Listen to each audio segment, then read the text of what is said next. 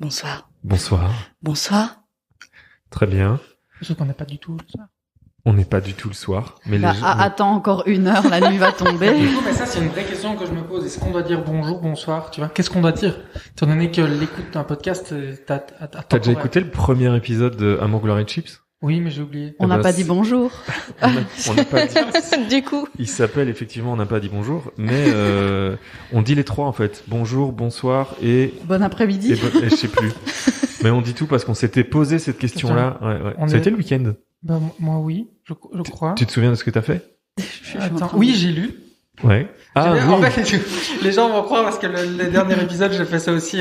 Qu'est-ce que t'as fait ce week-end? Et j'avais regardé. J'avais fini une série. Ah ouais, que c'est possible. j'avais recommandé après. Et là, j'ai lu. Et peut-être que je le recommanderai après. Ouais, peut-être. Et j'ai lu et j'ai profité de ma maison. Et c'était super. Bah ouais, je crois que ça va être mes week-ends pendant encore un petit temps, des week-ends un peu tranquilles. Alors, on a entendu discrètement ta voix, mais donc Daphné. Bonsoir. Tu es avec nous ce soir, ou ce matin, ou aujourd'hui en tout cas. Et toi, t'as fait quoi ce week-end? C'était cool? Eh bien, je suis allée à Ninglispo. Oh. Ah, toi, tu dis Ninglispo. Comment ça se dit? Eh ben voilà, nous Ninglispo on dit Ninglispo. Ah bon? Et ouais. Mais de quoi ça s'agit? Moi, je sais pas voilà. du tout. C'est une randonnée dans les Ardennes. Ah. Voilà, très charmant. Tout à fait. Ça a un nom à dormir debout, Ninglispo, quoi. Voilà. Et le Ninglispo, c'est le seul courant torrentiel de Belgique. Et ouais. Ça, tu le savais? On en apprend tous Voilà. les Je suis jours. même pas sûre que je le savais. Et donc c'est pour ça qu'ils ont fait une petite randonnée autour parce que c'est plutôt bucolique. Tout à fait. Donc voilà, week-end de kiff randonnée quoi. Week-end randonnée et Ouais. le dimanche, je n'ai rien foutu. C'est très bien. Si j'ai posté des vêtements sur Vinted. Ah bah voilà. Voilà. Bah si tu veux, on peut mettre le lien dans la description. Et Maureen? Moi, en fait, le truc, c'est que là, vraiment, je sais plus ce qui appartient au week-end et à la semaine. Ah oui. Donc, vous dire ce que j'ai fait ce week-end, c'est flou. C'est flou. Je ne sais pas. Ouais. Certainement me perdre dans les méandres de YouTube, très probablement. Ouais. Et un peu de lecture. Ah si, j'ai rangé chez moi. Ah bien. Pour la 18e fois depuis le confinement, puisqu'il y a un peu que ça à foutre. Ranger Ouais. sa maison. C'est ça. Voilà, ma maison est super rangée. Ok. Et toi, Damien? Eh ben moi j'ai dérangé ma maison. Oh waouh. Ouais. Elle est bah d'ailleurs Benjamin l'a vu ce matin parce qu'il est venu me chercher chez moi. C'est le bazar. C'est le Ça, bazar. franchement, ça va. Ouais. Non, franchement, je trouve que ça va. Non mais C'est certes un petit peu le bordel, Ouais. mais franchement, ça va. ben mec, si t'avais vu hier soir, là ce matin en fait, c'est pour ça que je me suis levé à 5h30 ce matin. C'est parce que je savais que t'allais venir me chercher et que t'allais venir 1 seconde chez moi. J'ai rangé ma cuisine et j'ai lancé 5h30. Ouais, L'heure où vous vous couchez, quasiment. J'ai pas fait exprès. C'est par cycle. Parfois, je me lève très très tôt et puis parfois, je suis dans des périodes où je me lève très très tard. Et là, par la force des choses, je me suis réveillé à 5h30 et je me suis dit, bah, tu sais quoi? Allez, repars Let's start the day. Ouais, on y va. Benjamin vient te chercher, il faut que tu rentres à la maison. Il faut que tu ranges ta cuisine. Donc voilà, moi j'ai dérangé ma maison, mais c'est un travail de longue haleine. Hein. Ça a pris 7-8 jours hein, quand même. Et puis voilà. Et puis je crois que non, mais j'ai lu aussi. J'ai lu et j'ai un petit peu écrit et puis j'ai écouté des podcasts ce week-end. Ah oui, j'ai fait ça beaucoup aussi. Ouais, j'étais tranquille chez moi, j'ai pas bougé. Et voilà, j'avais mon petit jogging confortable et c'était cool. C'est les meilleurs week-ends, Ouais. je pense. C'est les meilleurs week-ends. Très bien. Moi, je porte le même jogging depuis 3 jours, je sais pas. Celui que t'as là maintenant? Ouais. Ah bah très bien. Il est fabuleux, hein? Mais tu dors avec ou pas? Non. Non, Ah, c'est ça. ça hein. c'est dommage, ça, c'est un peu triché, ça. Je Ça, peux c'est me permettre. Ouais, moi par contre, j'ai gardé le même pantalon pour dormir et pour rester chez moi. Moi, je faisais ça quand j'étais aux études. Ouais. Et on avait c'était des études d'architecture, et donc on avait des espèces de longs moments de charrette, comme ils disent, où Ah, on les travaillait charrettes. beaucoup chez nous pour faire les plans et tout ça. Et ça m'arrivait de rester des 5-6 jours sans me laver avec le même jogging, hygiène corporelle 0, et je n'en avais absolument rien à faire. Parce que je ne parlais à personne ne me voyait, C'est ça. il n'y avait pas encore des zooms et des trucs comme ça. C'est ça. FaceTime n'existait pas de Snapchat, Ouais. on était la liberté. Ben, Et mes parents, ils voyaient cette espèce de masse qui c'est se déplaçait Ouais. dans la maison. Ben, là, c'est un peu la même démarche même avec les zooms. Hein. Moi, les zooms, je les fais assis du coup. Comme ça, on voit pas le pantalon. Tu es nu en dessous. Bah, j'ai quand même mon training, mais je veux dire par respect, parce que voilà, c'est des gens qui ne sont pas dans mon intimité avec qui je zoome. J'ai quand même un beau pull, mais je suis en training en dessous, quoi. Voilà. Ok, j'avoue, hier soir, j'ai fait un zoom et j'ai mis du rouge à lèvres juste avant pour faire genre, Ah, je pas prends mal. soin de moi et je Et traîne ouais. pas en Oui, oui, training. Pas mal, Mais la voilà. coquetterie Ouais. du Zoom. La coquetterie. Moi, du j'ai Zoom. fait la même chose pour mon petit live Ouais. sur Insta hier. J'ai fait un live lecture. J'étais en pyjama, mais j'ai quand même gardé mon rouge à lèvres. J'en Ah avais ouais. un peu remis en me disant, tiens, je viens de bouffer des pâtes, ça va pas du tout, je remets mon petit rouge à lèvres. Pour Et les donc, ça- auditeurs. Oui, voilà, Mais c'est oui. ça. Pour le public. Mais alors, ce qu'on va faire, c'est peut-être parce qu'en fait, on a prononcé ton prénom, mais on ne sait pas. Les gens ne savent pas Bonsoir. de Qui tu es? avec qui nous sommes aujourd'hui. Donc, nous sommes avec Daphné Wynne. Tu C'est l'as bien toi. prononcé. Oui, Je c'est l'ai moi. bien prononcé, mais j'ai beaucoup étudié. Hein.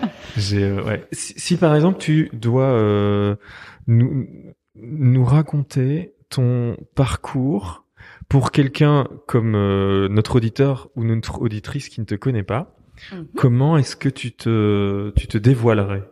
Oh, c'est joli Joli. comme choix de mots. J'ai pas fait exprès. Vous m'inspirez tous les trois là. Hein, c'est pour ça. Je me présenterai comme étant actrice et danseuse, féministe, engagée. Voilà. Et, C'est déjà pas mal. c'est pas mal. C'est déjà pas Et mal. en tant que danseuse, spécifiquement, je suis effeuilleuse burlesque et pôle danseuse. Effeuilleuse burlesque. Oui. Ok. Ça aussi, c'est des jolis mots. Ouais. Tout à fait. Ben, Je trouve que effeuillage, je trouve ce mot, je l'avais dans ma tête avant qu'on commence le podcast, mais je trouve ce mot tellement beau, c'est trop mignon. Oui, c'est mignon. Et puis, il n'y a pas d'équivalent en anglais en plus. Ah ouais.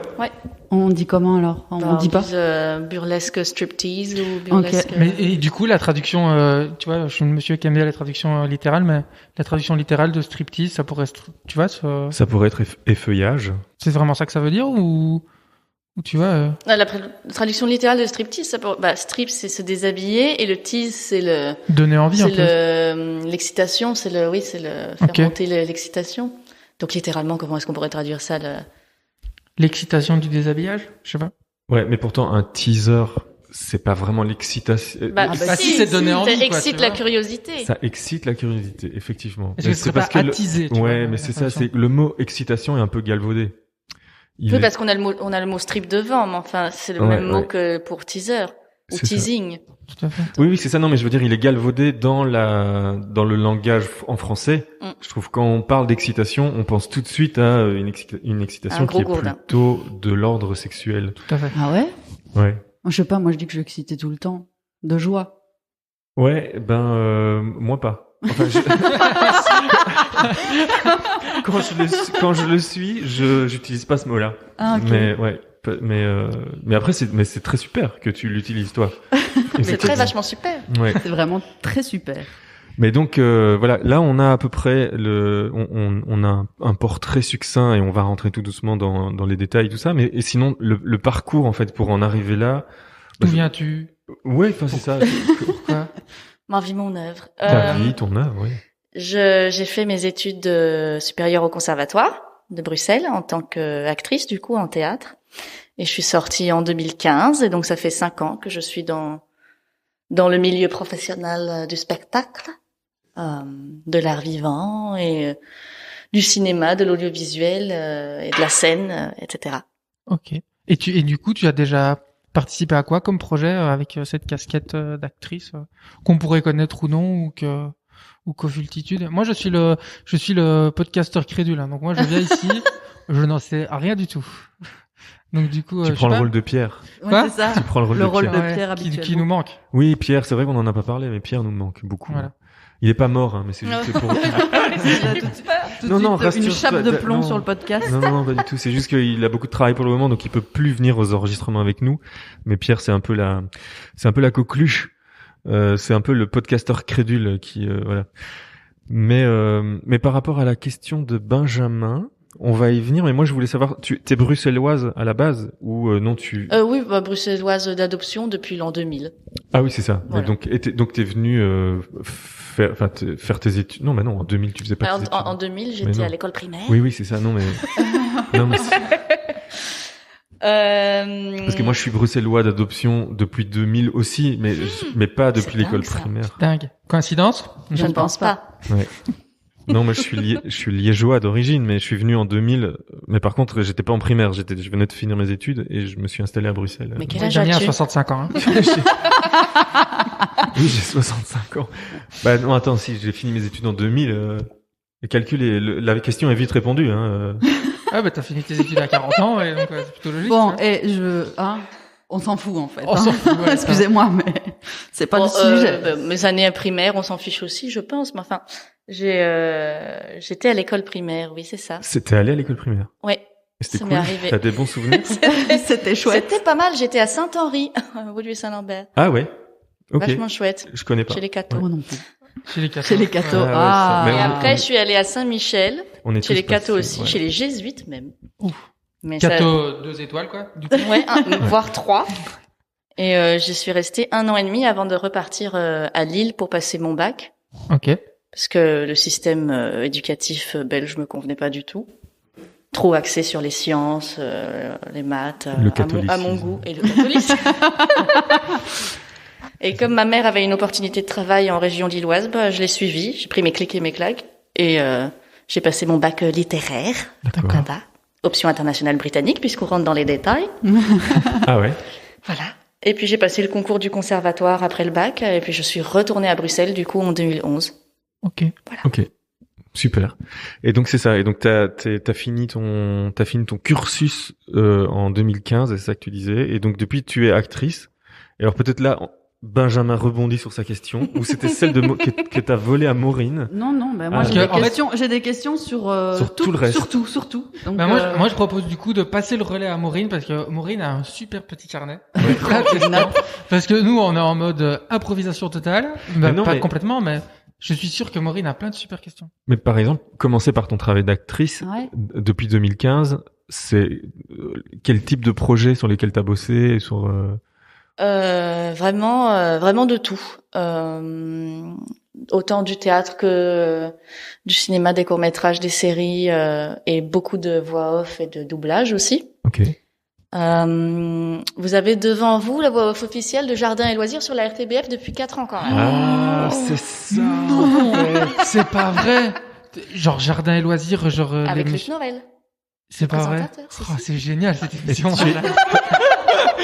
Oh là là, c'est tellement bien. Mais t'as pas reconnu la voix? Mais non. Mais Donc- j'écoute pas.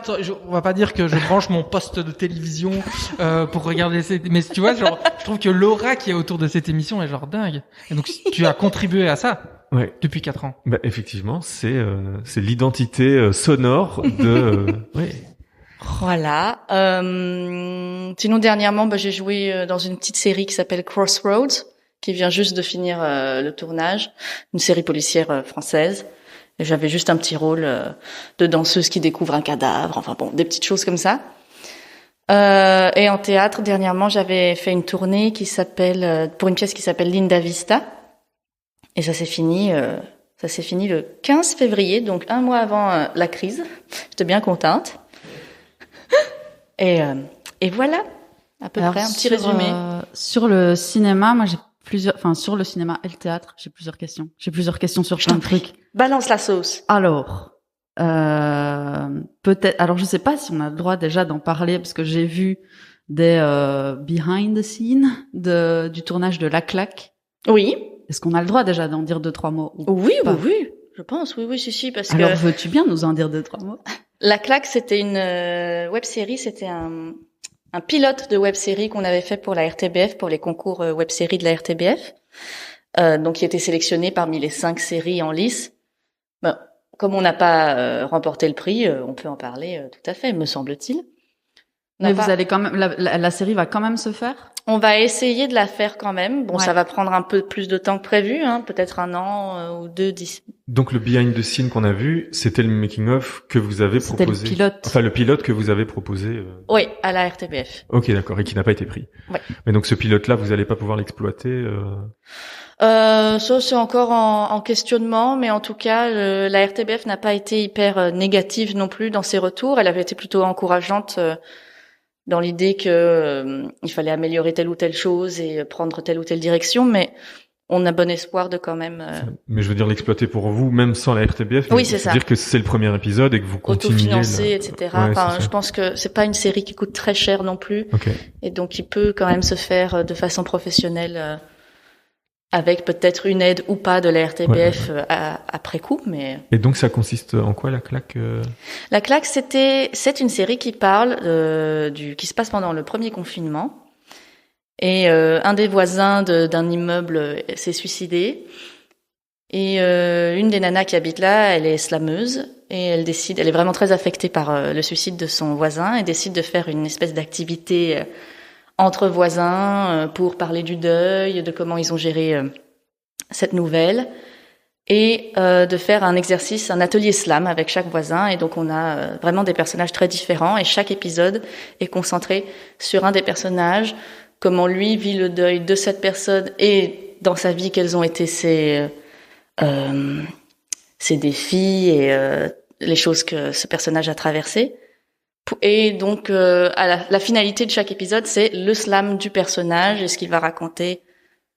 Voilà, donc c'est une espèce de tragicomédie feel good sur un thème qui n'est pas forcément très joyeux. Ok.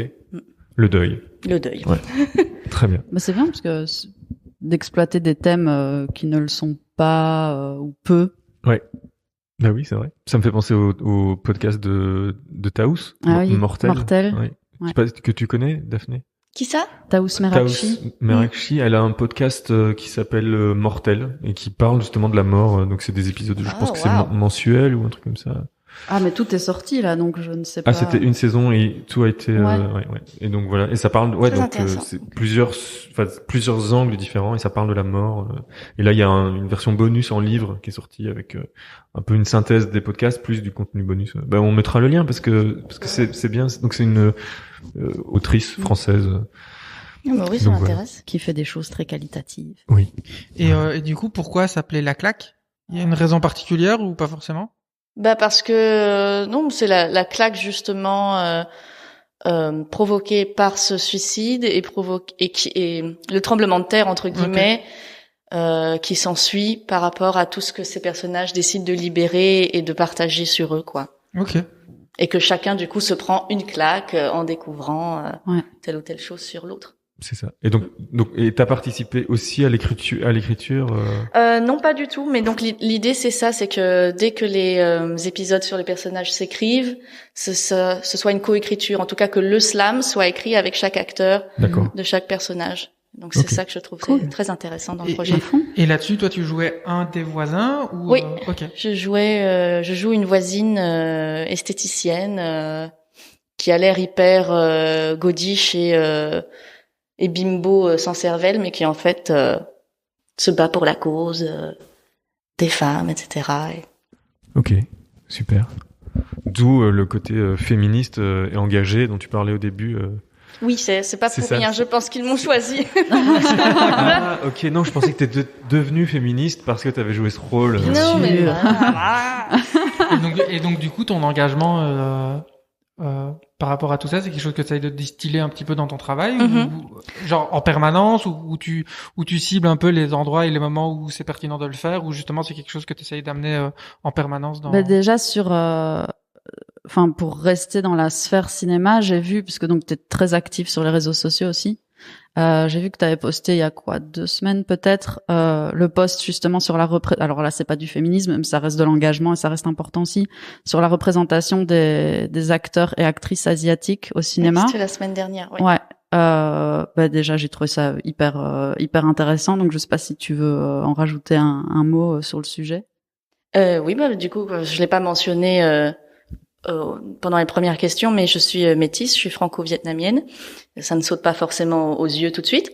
Et donc oui, j'ai toujours été super fière de mes racines et de ce mélange-là. Et en fait, ce qui m'a poussée à faire ce poste, c'est le fait de me rendre compte. Enfin, ça fait des années que je m'en rends compte, mais plus ça va, moins je tolère un peu ce que je constate à la télé et sur les écrans.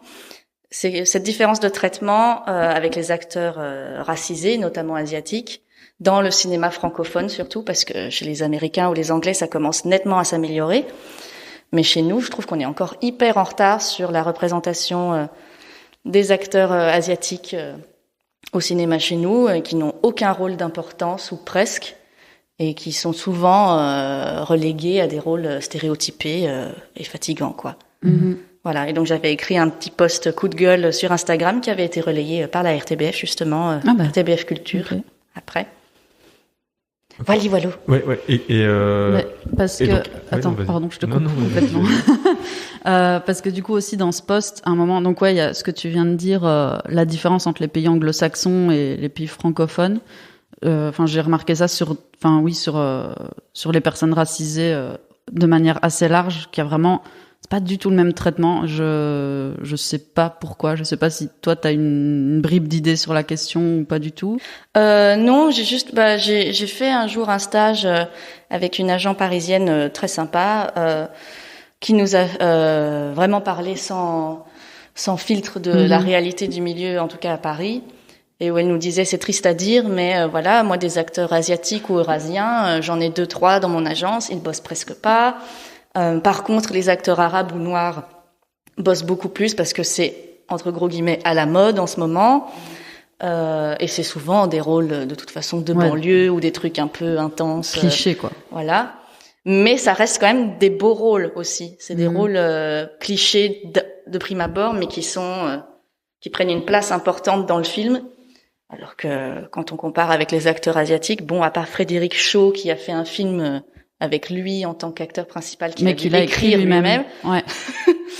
Il y a pas 10 000 acteurs asiatiques. Et du coup, c'est pour ça que je boucle avec un peu la question que Benja avait posée, c'est-à-dire, enfin, avec l'exemple de Frédéric Shaw en tête, c'est est-ce que du coup, ça te donnerait éventuellement envie de toi d'écrire pour J'y pense tout doucement, mais c'est pas encore. J'ai l'impression que je suis pas encore mûre pour ça. Surtout que j'ai d'abord envie de m'atteler à l'écriture, mais d'un spectacle qui est encore nulle part. Hein. C'est vraiment juste une bribe d'idées que je nourris depuis des mois et des mois. Un spectacle justement qui engloberait toutes ces problématiques-là qui m'animent un peu chaque jour. Donc le féminisme, l'engagement par rapport à la représentation des acteurs racisés, etc. Et en intégrant un peu de danse, de burlesque, de plein de choses. Donc j'ai d'abord envie de faire ce projet-là à terme, d'ici quelques années. Et peut-être un peu plus tard, oui, c'est vrai que je me dis, bon, si j'ai pas de rôle important, pourquoi pas m'en créer un? Bah oui. Mais pour l'instant, je considère que j'ai pas encore, enfin, c'est pas encore ma place de faire ça. Ça va venir petit à petit, mais not now. C'est ça. Et donc alors pour le moment, tu bosses sur quel type de projet depuis la crise? Depuis la crise. Non, mais globalement, donc oui, c'est vrai qu'effectivement depuis la crise, t'as peut-être un peu moins joué. En tout cas, parce que tu fais aussi du théâtre. Oui. Mais donc le théâtre, non. Il y a le projet. Oui et non. Ouais. Voilà, parce que. Mais c'était peut-être une introduction. Waouh. Peut-être que je suis un bon MC en faisant semblant de rien avec mes blagues à la con. Juste avant le deuxième pseudo-confinement, j'ai joué dans une pièce de théâtre de rue qui s'appelle Contact. Et durant laquelle, en fait, les spectateurs, ils étaient pas plus de 17, en bonne distanciation sociale, etc., avaient des écouteurs et le spectacle était préenregistré et diffusé de façon synchrone dans les écouteurs de tout le monde. Des acteurs, non. Enfin, non, des spectateurs et des acteurs aussi. Oui, moi, j'avais vraiment, c'était caché par mes cheveux. Ouais. On était 2 dans le casting et on devait, déambuler dans la rue et c'est comme si les spectateurs assistaient aux pensées des personnages. Et l'idée, c'était vraiment que n'importe qui d'autre dans la rue qui assiste à ça, on voit un truc hyper chelou et des gens qui se suivent. Des gens qui se suivent. Je regarde un truc silencieux avec des écouteurs, mais donc si moi je me balade dans la rue, avant que de voir tout le public derrière moi, les autres gens se rendent pas compte qu'il se passe quelque chose. Enfin, c'est vraiment un truc d'hyper intimiste. Et donc il y a très peu de dialogue. Aussi, finalement. Pardon. Intimiste et extimiste, puisque je sais pas si ça existe, mais non. Mais mais on a compris. Mais non, mais je veux dire, c'est ça, comme tu dis, les gens de l'extérieur qui sont pas dans le spectacle doivent se dire, mais qu'est-ce qu'ils font? Ils sont fous, ces gens. Et donc c'est ça, mais donc c'est à la fois l'intime et l'extime. Oui, et comment jouer avec les aléas du direct et de la nature et des figurants qui ne font pas partie du spectacle. C'est ça. Donc il y avait une interaction même avec les gens qui n'étaient pas du spectacle. Oui et non, c'est-à-dire qu'à 2-3 reprises, j'ai eu droit à des personnes, par exemple bourrées, qui venaient s'asseoir à côté de moi pour me parler et qui, comme moi je ne réagissais pas, j'étais dans mon truc, j'ai l'air un peu cinglé dans mon petit monde comme ça, et qu'ils constatent tous les autres gens autour qui regardent, là ils s'arrêtent tout de suite et ils partent. La meilleure arme contre le harcèlement. Avoir l'air fou. C'est avoir des écouteurs. Non, c'est la meilleure barrière, c'est avoir 17 personnes autour de toi avec des écouteurs. C'est ça. C'est ça. Et voilà. Et c'était super intéressant en tant qu'acteur et qu'actrice parce que c'est pas évident. C'était pas nos voix qui étaient préenregistrées en plus. C'était les voix des acteurs parisiens. Oui, donc c'est une reprise. Ouais, le spectacle se jouait à Paris, Bruxelles, Londres, Rome avec plein de castings différents. En même temps. Enfin, pas en même temps, mais je veux dire... Londres et Rome, ça continuait plus ou moins en même temps que nous. Paris, ça s'est fini cet été. Là, ils vont le faire à Stockholm aussi. C'est trop bien. C'est un super... c'est comme c'est un spectacle... comme un spectacle internet, en fait. Tu peux y assister partout, puisqu'il suffit d'envoyer les fichiers natifs. Et puis, il faut quand même des acteurs, mais je veux dire... C'est pas comme non, mais c'est vraiment un super concept et on était 2 castings à le faire, enfin on était 4 acteurs à se partager les dates et une fois je suis allée voir l'autre équipe et j'ai mis une autre langue, j'ai mis l'anglais et ça fonctionne en fait parce qu'il y a des moments en playback, ils sont pas très longs, mais il y a des moments en playback et ces moments-là sont travaillés, sont faits pour que dans n'importe quelle autre langue ça passe comme un film doublé quoi en fait. Et c'est vraiment cool. Et ça permet aussi une magnifique transition. Oui, mais peut-être que j'ai encore des questions. Allez, c'est bon, pose ta question. Oh là là. Mais non, mais parce que...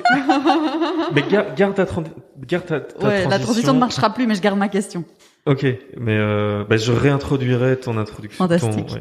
Mais non, ma question c'était le sujet concrètement, contact. Le sujet de la pièce. Ouais, c'est on peut s'imaginer peut-être si ça a été créé en confinement ou pas. Oui, ça a été écrit pendant le premier confinement pour être joué au déconfinement du mois de mai. C'est ça. Et ça se passe justement à une époque aujourd'hui, mais dans 2-3 ans, et où la distanciation sociale est devenue la norme, où on peut vraiment plus toucher, plus avoir de contact physique avec les autres. Et mon personnage Sarah a perdu son père. Donc on assiste à une nana un peu mélancolique qui se promène et qui rencontre un mec un peu relou qui vient s'asseoir à côté d'elle, lui parler alors qu'elle a pas envie, etc.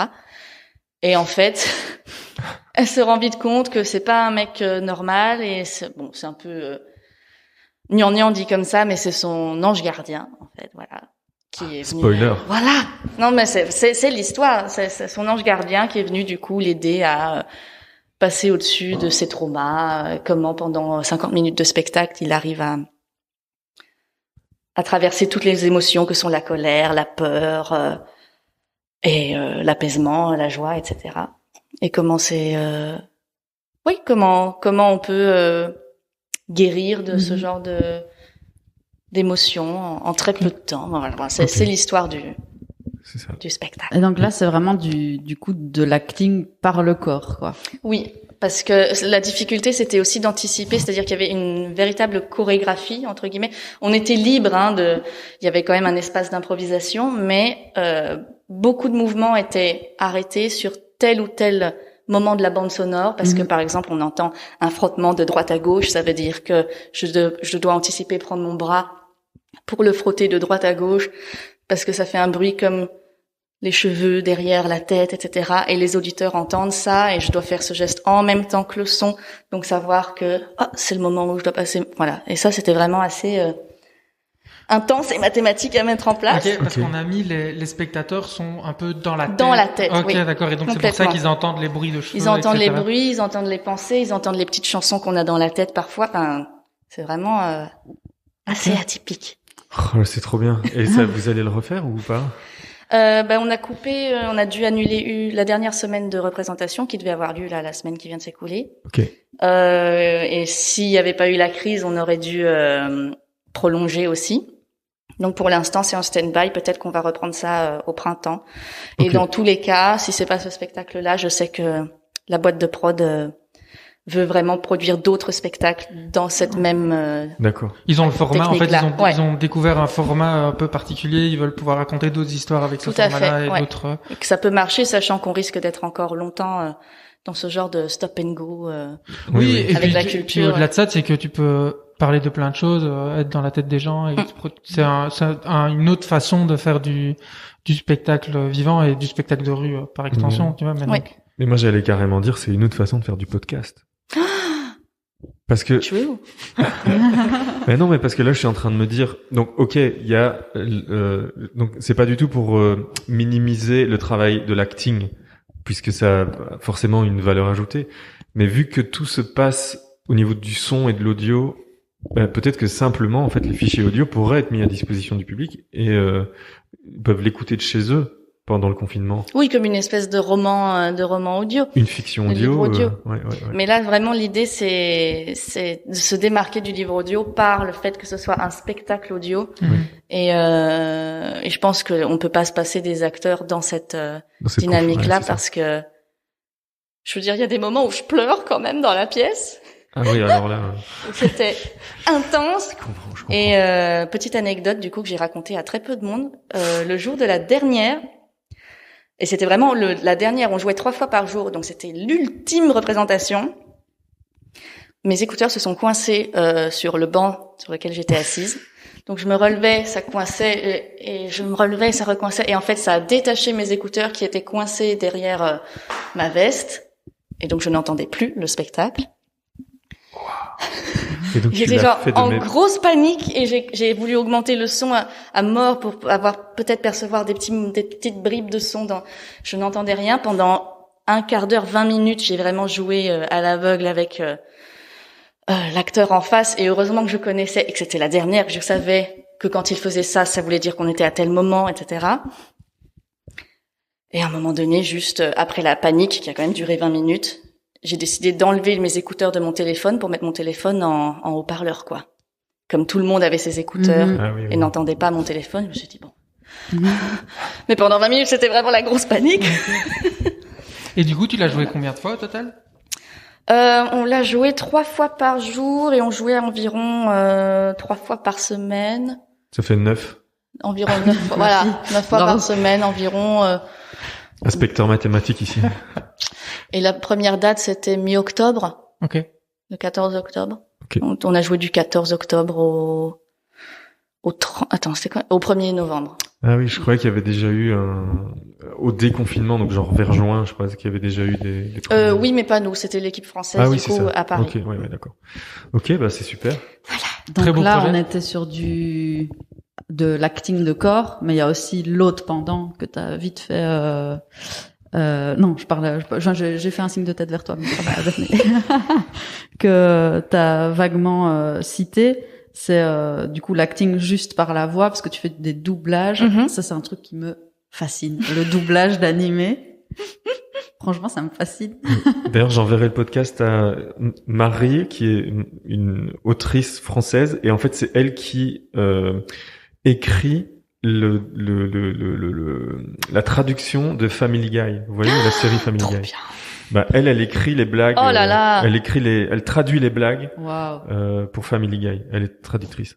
C'est fou. Traductrice de blagues. Oui, Ça, et en c'est plus génial. de ça, Mais je voulais faire ça moi avant. Eh ben, je te mettrai en contact avec Marie, c'est Maricos, et en fait, il y avait un truc dingue. Je vais essayer de retrouver le lien. Quand tu écris des traductions, en fait, tu as une espèce de code graphique de la forme de la bouche. Oui. Et donc, tu dois écrire des mots qui doivent rentrer dans la forme de la bouche. Doivent rentrer dans la forme de la bouche. Donc, par exemple, si t'as le mot en anglais, je sais pas moi, hole, bah ta bouche, elle fait une espèce de rond, hole. Bah, si tu dois trouver un mot trou, mais où là t'as de la chance parce que quand tu dis trou, t'as à peu près la même forme de bouche que quand tu dis hole. Mais enfin, tu vois un peu ce que je veux dire.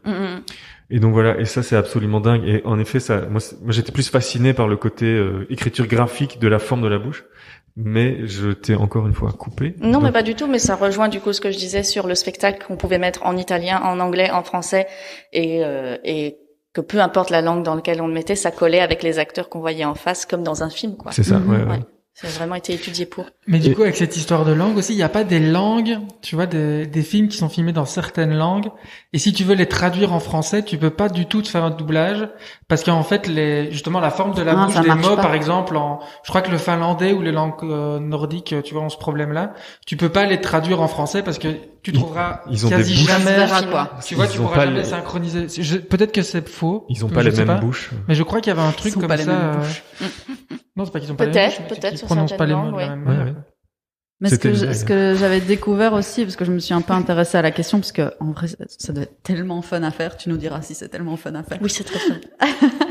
Mais c'est qu'en fait, en fonction de la langue originale dans laquelle l'animation est créée, en fait, bon, mettons c'est une production américaine. En fait, t'as d'abord les acteurs anglais qui jouent, qui enregistrent la bande son, et ensuite les dessins sont finalisés sur leur jeu. Tandis que quand ils arrivent chez nous pour être doublés en français, là du coup t'as une espèce de texte du coup qui défile que tu dois suivre. C'est ça. Toi qui dois t'adapter. Je connais pas du tout la version anglaise originale. des choses, mais je sais que chez nous il y a deux façons de faire. Soit effectivement c'est une bande en dessous qui passe avec les sous-titres et une ligne rouge qui indique que c'est le mot qui est prononcé à tel moment. Ou bien je fais souvent ça aussi avec un autre studio. C'est de la lecture à vue. On lance le film ou la série. Je vois la phrase. Je regarde une fois comment c'est dit par la version originale. Et puis j'essaye de coller la phrase dessus. Et c'est au rôle de l'ingé son après de recaler un petit peu, et au directeur artistique de dire bon, on va la faire un peu plus comme ça parce que ça rentre pas, ou on va changer tel mot. Voilà. Donc il y a vraiment ces deux façons-là de fonctionner. Donc ça veut dire que pour doubler 1 minute, il faut 1 heure, quoi. Non, pas. J'exagère. je grossis le trait exprès, mais donc effectivement pour doubler. Non, disons en moyenne, je sais pas, une centaine de lignes. Ça prend une après-midi ou une matinée ou une demi-journée. Mais une centaine de lignes, ça équivaut à, en minutes. Tu vois, par exemple, un épisode de 20 minutes. Pour le faire en entier, il te faut une après-midi, quoi. Oui, mais non, parfois on fait 2-3 épisodes quand c'est des petits épisodes de 20 minutes. Enfin, tu vois, ça elle fait un rôle, elle fait pas. Voilà, et c'est juste mon rôle et tout est. Et parfois une ligne, c'est juste un. C'est l'onomatopée, donc ça. Mais tu le fais bien, en tout cas. Ah, c'est un métier, hein. Ouais. Et du coup, tu as doublé quoi ou qui ou Je double pas mal de produits pour Studio 100, qui est un studio flamand qui a fait Maya l'abeille, Megamindy, tout ça. Ouais, voilà. Maya l'abeille, c'est belge. Oui, là c'est un studio belge. C'est Studio 100. Ouais, c'est Plopsaland et tout ça. Oui. C'est Oui. Ah, Donc je travaille très régulièrement avec eux, et du coup ils ont fait des gros films dernièrement, Blinky Bill, et c'est le koala, le petit koala, Blinky Bill. Je sais pas si ça te dit quelque chose. J'en connais certains, mais je les connais pas encore tous. Il y a eu Blinky Bill, il y a eu Nils Holgersson, et là ils ont fait un film qui s'appelle 100% loup, qui devait sortir à Halloween, mais du coup ça a été décalé. Et c'est vraiment des gros films en 3D à destination des enfants qui sortent au cinéma, quoi. D'accord. Et sinon, oui, des petites séries par-ci par-là. J'ai mon showreel de doublage. Je pourrais vous passer le lien si ça vous intéresse. Ah, carrément. On va le mettre dans la description du podcast. Les gens qui sont intéressés peuvent aller le voir, ouais.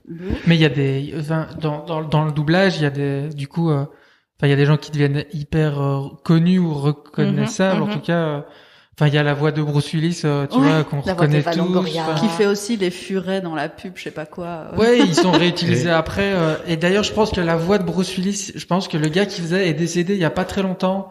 Et il faisait aussi des doublages pour des émissions un peu, je vais pas dire nul, mais si je peux le dire, de TF1, genre 4 mariages pour une lune de miel et tout ça. Ah oui, juste. Moi, j'adorerais faire ça, c'est mon rêve. Oui, moi j'adore ça. Doubler une télé-réalité, ce serait tellement génial. Ouais. Genre celui qui fait la voix dans Love Story ou dans Secret Story, il a un timbre qui est hyper reconnaissable, tu vois. Mais... Alors moi, je me suis toujours posé la question de savoir, donc cet acteur-là qui fait la voix de Bruce Willis, qui est en fait le même qui fait la voix de, je pense que c'est Buzz l'éclair, et qui fait la voix de allez, L'arme fatale, c'était Mel Gibson. Danny Glover. Ouais. Danny Glover. Il fait la voix de Danny Glover. C'est possible. Bruce Willis, Buzz l'éclair. Imagine un film avec les trois. S'il y a un film avec les trois. Mais ils ont pas toujours la même voix. Enfin, tu vois, genre par exemple Bruce Willis, moi j'ai déjà vu, parce que on regardait beaucoup ces films-là dans les années 90 quand on était petit et tout, et donc pour moi Bruce Willis il a une voix. Donc si quand je l'écoute en version originale, je trouve ça hyper bizarre. C'est pas lui.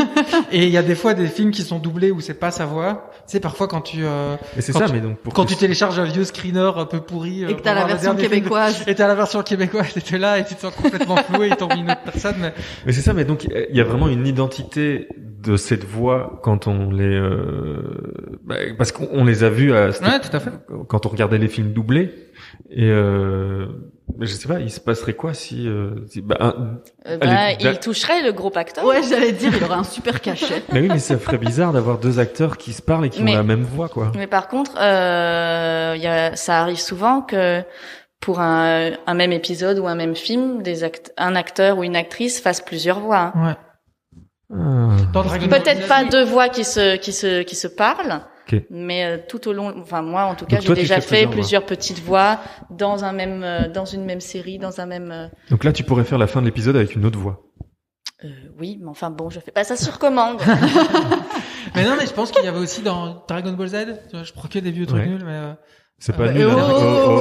Tu te calmes. Je pense que c'est la dame c'était une dame qui faisait la voix de Sangohan. Ouais. Et je pense qu'elle faisait aussi des voix d'autres personnages. Enfin voilà. Oui, mais dans les Simpsons, si vous prêtez un peu, si vous ouvrez un peu l'oreille, vous constaterez que ça doit être la même voix qui fait machin ou qui fait machin. Mm-hmm. Je sais que, mais je crois que Bart Simpson c'est la même. Est-ce que c'est le même? C'est une femme, Bart Simpson. Ouais. Je crois que c'est celle qui fait Zangohan, je pense, sans déconner. Ah ça je sais pas, mais je sais que c'est une femme qui fait Bart Simpson, ça oui, mais. Et je sais qu'elle fait d'autres voix dans la série. Homer Simpson fait plusieurs voix aussi. C'est vrai.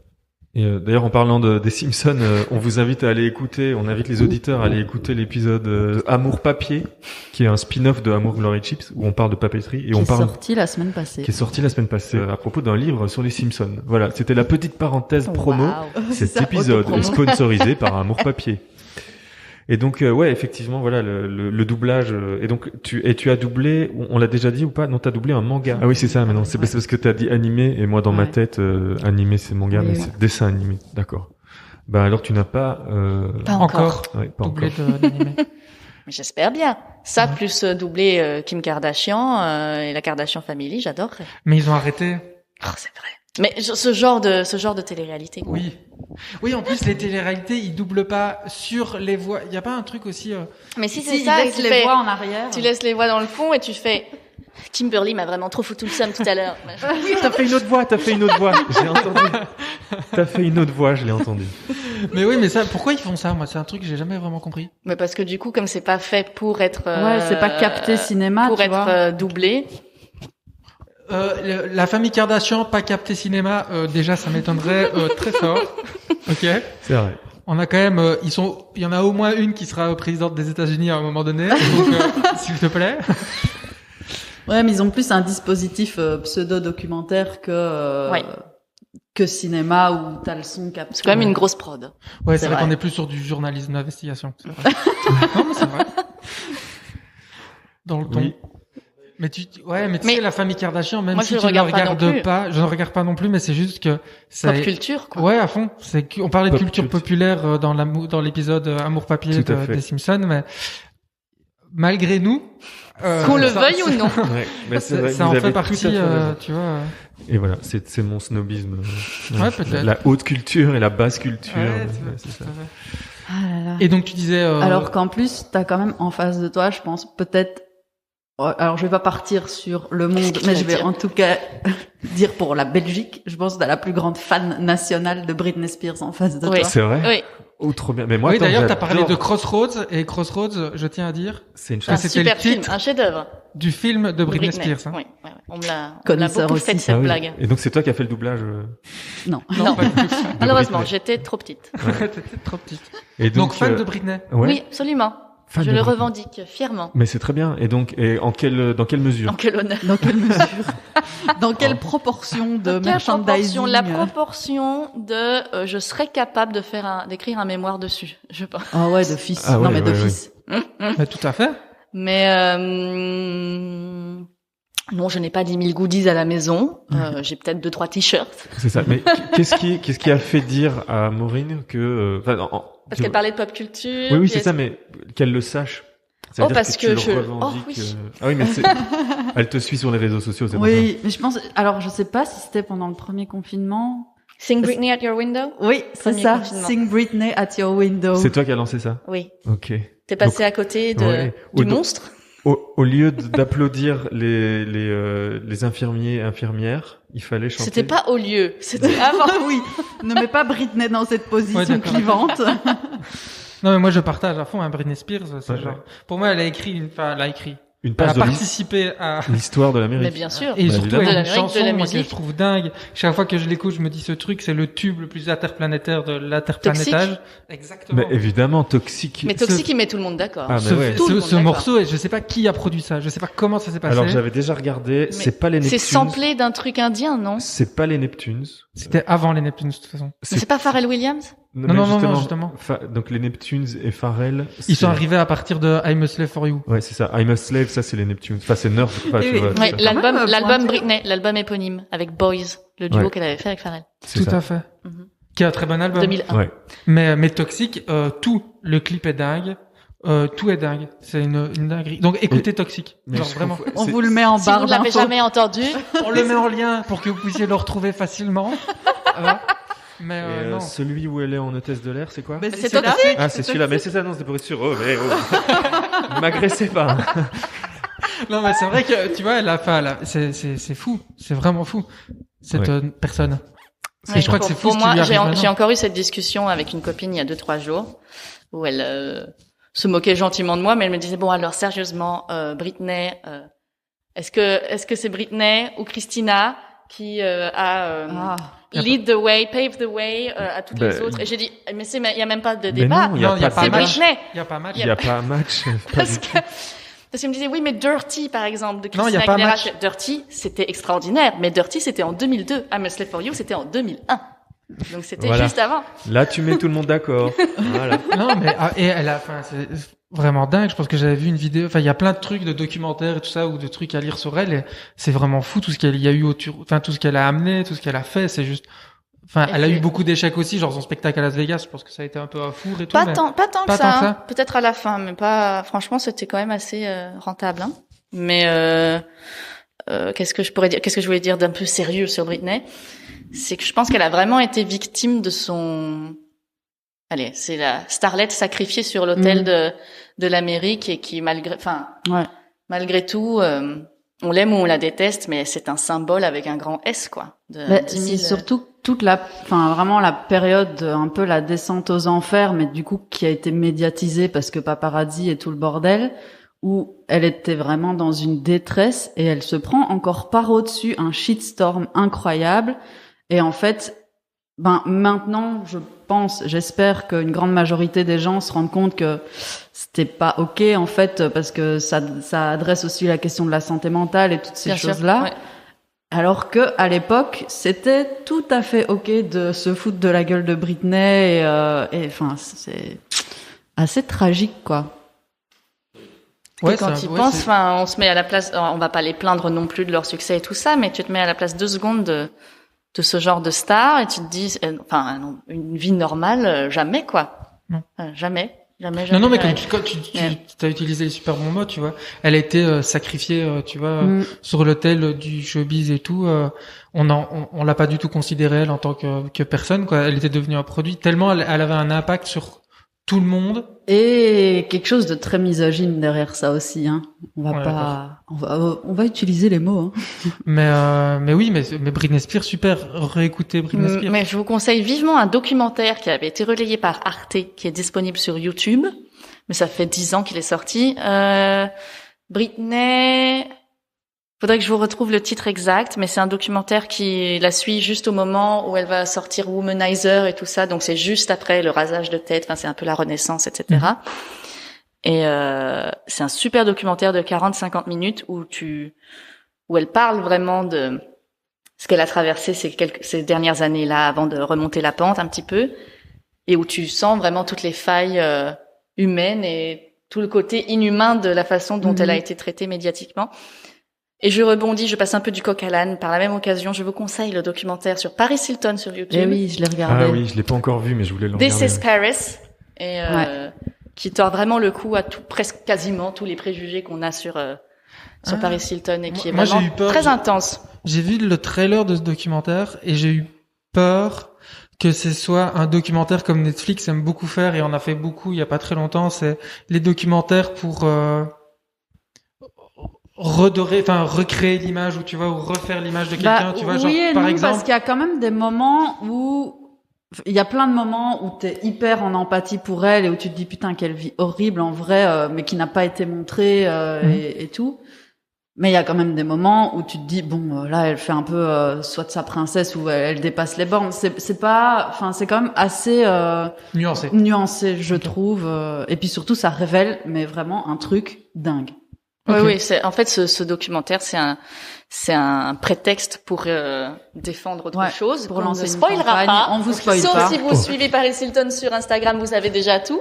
Mais dans le doute. Ouais, le but de ce documentaire, c'est pas que parler d'elle, c'est vraiment il y a tout un engagement derrière. Ouais, en fait c'est pas redorer son image, c'est plutôt l'inverse, c'est se servir de son image pour mettre en lumière autre chose. Ouais. Merci. Vous savez teaser, elle a toutes les deux. Non, parce que moi je parlais des parallèles avec les documentaires qu'il y a sur Netflix. Par exemple, il y en a eu un sur Taylor Swift. Ah oui. Oh, celui-là, j'ai été super déçu, tu vois, parce que du coup, ça présentait un peu ce truc-là. Elle a eu ce moment où elle a été un peu critiquée pour plein de raisons. Et j'étais un peu sur ma faim, quoi, de me dire ok, c'était genre une espèce d'énorme campagne de com qu'elle a orchestrée avec Netflix, et donc j'étais un peu déçu. Et donc quand j'ai vu la bande-annonce du truc de Paris Hilton, parce que je pense qu'ils ont commencé à communiquer dessus à peu près au moment où celui sur Taylor Swift était sorti. J'ai eu une espèce d'a priori négatif. Non, Taylor Swift c'est sorti beaucoup plus tôt. Hein. Ah ok. C'est sorti en septembre, le truc de Paris. C'est assez récent. Ok, d'accord. Ouais. Super. Voilà. Tout ça pareil. Hein, mais tout ça pour dire qu'il faut aller le voir. Ouais. Tout ça pour dire que j'adore la pop culture, j'adore Britney, j'adore Paris. They're my best friends. Eh ben, il y aura les liens dans la description du podcast de tout ça. Et c'était déjà un peu tes recommandations culturelles. Ta première. La première recommandation culturelle. Ouais, il y en a même eu deux, puisqu'il y a celle de Paris et il y a celle de... Et le documentaire sur Britney. Il faut absolument que je vous retrouve le titre exact. Mais si vous tapez Britney documentary Arte, vous tombez dessus. On mettra le lien de toute façon dans la description. Et du coup, ça me fait faire un slide vers une question suivante, parce que comme je le disais, t'es assez actif sur les réseaux sociaux. Et puis aussi, il y a les types de posts que tu fais sur les réseaux sociaux. Si tu veux bien nous dire un peu comment ça se passe pour toi, étant une femme qui défend l'aspect sensuel et une sexualité libre sur les réseaux sociaux, comment c'est reçu par le public? Enfin, oui, par le public, j'imagine. Par le public, entendez mal. Relou, mais enfin je dis ça, mais je suis sûre qu'il y a aussi des meufs qui doivent écrire des saloperies, mais oui, mais ça fait un moment que j'ai pas eu de commentaires désobligeants de la part de Nana, mais il y en a eu. Je dois dire qu'en ce moment ça s'est plutôt calmé. Peut-être la dernière grosse crise que j'ai eue de ce côté-là, c'était pendant le confinement justement, parce que j'avais posté une vidéo très sexy d'une Corée que j'avais reproduite. Et un mec avait posté un commentaire en mode tu devrais avoir honte, etc. Et du coup, j'ai reposté, ce commentaire était public et j'avais reposté ce commentaire dans ma story pour user de mon droit de réponse et dire dans ma story mon gars, mais je ne l'ai pas insulté, rien du tout, hein. Et ce mec s'est emporté, mais comme j'ai jamais vu ça, et ça a réussi à me faire peur parce que je me disais waouh, si quelqu'un a le temps de s'emmerder à réagir comme ça, jusqu'où il peut aller, il avait l'air très procédurier, etc. Il a dit oui, t'as pas le droit de mettre mon nom comme ça sur les réseaux. C'est lui qui l'a fait. Mais oui, j'appelle mes avocats et il me menaçait à 3h du matin alors que j'étais en train de dormir. Genre, je te laisse 5 minutes pour appeler mes avocats. 3, 2, ok, c'est bon, je fais mon courrier recommandé, etc. Personne fait de courrier recommandé à 3h du matin. Je sais plus quel terme il a utilisé, mais Bref. Les mainteux. Et ouais, tu supprimes ça tout de suite et tout. J'ai dit, écoute, je respecte ta volonté si tu veux, je supprime ça, mais enfin, au bout d'un moment, ton commentaire, il était public. C'était pas un message privé que tu m'avais envoyé, donc tu avais toi-même décidé de montrer ton nom. Oui. Et à partir du moment où j'ai pas appelé à la haine ni à aller le shamer machin. Donc il avait tous les torts finalement. Et bon, il a continué à répondre en disant de toute façon des petites salopes comme toi, je connais, etc. Tu dois pas avoir beaucoup d'argent pour montrer ton cul sur internet comme ça. Et j'ai déjà gagné 2-3 procès. Elle devait payer entre 2000 et 3000 euros. Gna gna gna. Et je savais pas si c'était du flan ou pas parce qu'une copine le connaissait et me disait c'est vraiment un gros connard et il a déjà été aux tribunaux pour des histoires similaires, mais pas des histoires d'Instagram, mais des histoires un peu plus graves. Donc j'étais un peu en flip pendant 2-3 jours à cause de ça, en me disant mais enfin jusqu'où ça peut aller quoi. Et finalement ça s'est éteint de soi-même quoi. Mais voilà, ça c'était vraiment le dernier gros truc un peu trash auquel j'ai dû faire face. Mais est-ce que en commençant, quand t'as pris la décision de commencer à poster des photos qui par ailleurs sont des photos artistiques et hyper belles, et du coup que c'est normal de vouloir les partager avec ton audience quoi. Tu savais un peu entre guillemets dans quoi tu foutais les pieds avec ça fait 4-5 ans que je fais ça quand même, donc ça a eu le temps de faire son petit chemin et les gens ont eu le temps de comprendre le personnage et pourquoi je faisais ça et qu'est-ce qui se cachait derrière de plus que de l'auto-kiff, parce que évidemment qu'il y a un peu d'auto-kiff mais il n'y a pas que ça. Et donc je crois que je subis un peu moins d'incompréhension. L'incompréhension vient peut-être surtout encore des gens qui ne me connaissent pas ou qui me suivent pas justement. Donc j'ai pu être victime de ça avant de rencontrer mon compagnon actuel. J'avais eu beaucoup de mal à avoir des relations sérieuses, même si je les cherchais pas forcément, parce que les mecs se disaient sans avoir une discussion préalable avec moi, se disaient que je ne cherchais forcément rien de sérieux, que j'étais un super fantasme à assouvir. Et qu'une fois que c'était fait, dès que je montrais un peu d'intérêt ou une envie de revoir la personne, c'était tout de suite, mais mon Dieu, qu'est-ce qu'elle veut? Elle veut mettre la bague au doigt ou machin, mais non, c'est pas de ça que je pense, auquel je pensais, etc. Voilà. J'ai eu vraiment souvent droit à ça. Côté féminin, j'avais eu il y a quelques années, 2 ans, une nana, je crois que j'avais fait un boomerang un peu ridicule où je faisais semblant de faire une fellation avec ma main comme ça, là, le truc qui ressort sur la langue, bref, très charmant. Une super blague. Super blague, moi j'adore. Parce que les gens personne ne s'y atteint jamais. Les gens n'ont pas d'humour. Et la nana en question qui me suivait sur les réseaux d'ailleurs, me disait mais enfin, tu peux pas continuer à dénoncer ce que tu dénonces si c'est pour faire ce genre de blague. Et quand tu lis des livres sur la fellation, à quoi tu t'attends, etc. Parce que j'aime beaucoup les lectures érotiques, la littérature érotique. Donc je suis là genre mais enfin shade.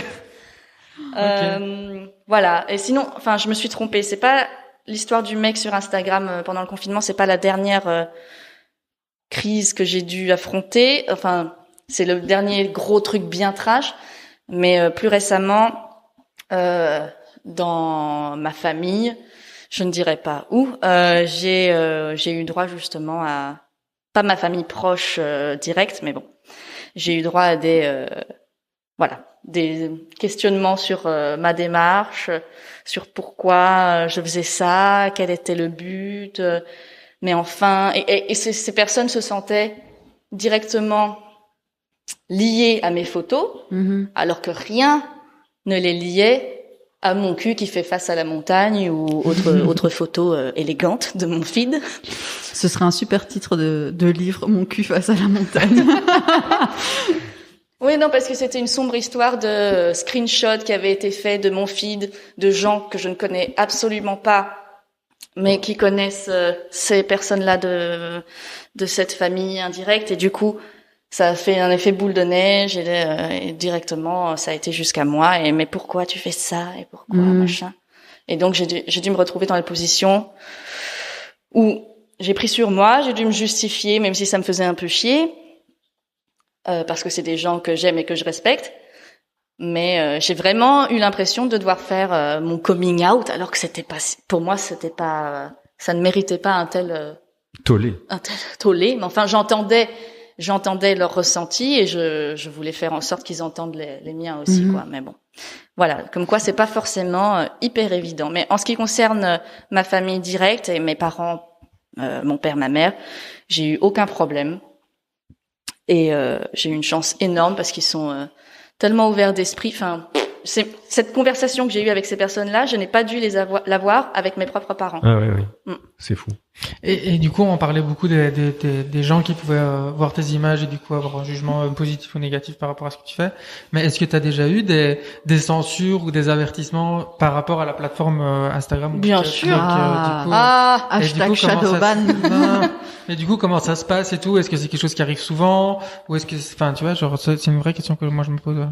Bah, la censure en elle-même, j'ai déjà été censurée 1 ou 2 fois. Bon, maintenant, on sait quels sont les trucs à éviter, genre les tétons, etc. ou trop de peau. Mais par exemple, c'est très bizarre, c'est très aléatoire parce que je sais qu'il y a des comptes où quand on poste une photo de fesses, c'est censuré. Et moi, mes fesses n'ont jamais été censurées encore. Mais c'est peut-être parce qu'il y a une montagne à côté. Voilà. Et du coup, le processus, c'est parce que des gens signalent le contenu ou c'est des robots? C'est très difficile à savoir. C'est difficile à savoir. Je crois qu'au début, c'était des signalements et ensuite, c'était surtout, je pense, l'algorithme. Donc maintenant, ils ont codé un algorithme téton. Ouais, et la censure, maintenant, c'est très insidieux parce qu'ils ont fait en sorte qu'on s'auto-censure. C'est-à-dire que dans nos hashtags qu'on avait l'habitude de mettre, il y a des hashtags qui sont directement shadowban, et shadowban, c'est une censure indirecte qui fait que tes publications ne sont pas censurées en tant que telles, mais atteignent le moins de personnes possible. Donc ça veut dire que sur 1000 followers, il y en a 20 qui la verront dans leur feed. Et c'est très très très vicieux. Et t'as une façon toi de détecter ça, parce qu'il faut que tu sois en par contact exemple, avec quand tu fais un hashtag, je sais pas, par exemple hashtag pole dance, tu constates qu'il est shadowban parce que c'est marqué, tu ne vois pas le nombre de publications qu'il y a, c'est marqué hashtag pole dance suivi par X personnes. Mais c'est pas hashtag pole dance 110 000 publications. Ok. Ça veut déjà dire que le hashtag pole dance est censuré. Donc il y a vraiment pas mal de posts comme ça que j'ai remarqué que peut-être aussi qu'ils sont nuls ces posts, mais ils ont moins d'impact que ce que je pensais qu'ils auraient pu avoir en termes de visibilité à cause de ce genre de hashtag ou quoi. Ouais. Ok, donc toi t'as des techniques pour c'est quelque chose que t'as toujours en tête ou à un moment donné tu t'en as franchi et tu te dis de toute façon je poste et j'alimente mon film parce que comme tu dis c'est un kiff pour toi. Et puis, je poste quoi qu'il arrive, mais c'est dans le bien évidemment, même si j'aimerais m'en détacher, avec mon boulot, c'est compliqué de pas avoir envie qu'il y ait de la visibilité et que ça fonctionne. Du coup, je publie ce que j'ai envie de publier, mais je fais attention à la légende et à ce qui est écrit en termes de hashtag, etc. Quoi, donc, comme tu dis, d'une certaine manière, ils ont réussi à t'auto-censurer, à provoquer une auto-censure chez toi, quoi. Oui. Ok. Et des plateformes comme OnlyFans et tout ça, Comme quoi? OnlyFans. OnlyFans. Ouais, fans, pardon. Parce que en fait, moi, je me suis pas encore abonné à personne là sur OnlyFans, donc je sais pas comment ça se passe exactement. Ça n'a pas une très bonne réputation aussi. C'est vrai. OnlyFans, ça fonctionne, mais ça a la réputation d'être très et c'est tout à leur honneur. Enfin, c'est pour les travailleurs et travailleuses du sexe surtout qui veulent ou les personnes qui travaillent énormément avec leur sensualité, style stripteaseuse, etc., qui veulent vendre des photos ou du contenu un peu exclusif, et juste pour les personnes qui payent justement. Ouais, c'est ça. Et normalement, tu n'es pas censuré là-dessus. J'imagine qu'à partir du moment où les gens payent, voilà.